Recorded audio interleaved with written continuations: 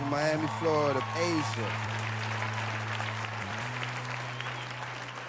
There's never a proper response when you're sitting at the doctor's office as he proceeds to tell you those are cancer cells they found in your body. My doctor doesn't wait for one.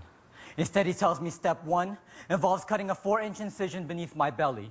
Then with a probe, guide the entire right testicle up through the pelvic region. Extract it through the incision. Now imagine there I am, pumped with anesthesia, counting down slowly from 10. Each second thinking that when I wake, I will never be whole again. Now it's off to step 2. Nauseated and confused, I quickly learned that Percocets and poetry writing just don't mix. But I pop them on the hour, every hour, because as every hour ticks, the pain returns. Radiates through nerves like tattoos being etched from the inside. So I gotta pop pills until I feel the pain begin to subside. My doctor says all I can do is wait.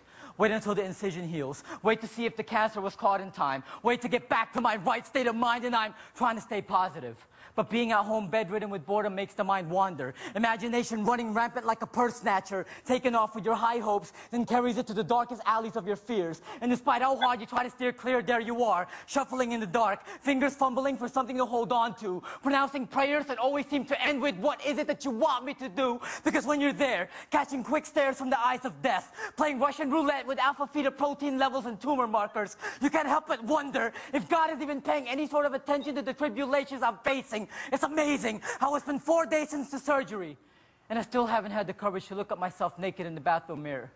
4 days and still waiting on test results. 4 days. And my girlfriend wakes me from sleep with a kiss on the cheek that suddenly tells me that God is still listening. And she reminds me that God doesn't give you dreams to taunt you, and God doesn't give you anything you can't handle, and God rebuilds, He doesn't dismantle. So here I am, broken, but still beautiful. Thankful to be blessed by the presence of family and friends, a loving girl, a beautiful audience, and a 4-inch scar that I now pass off as a stab wound I got from a knife fight because I'm hardcore like that.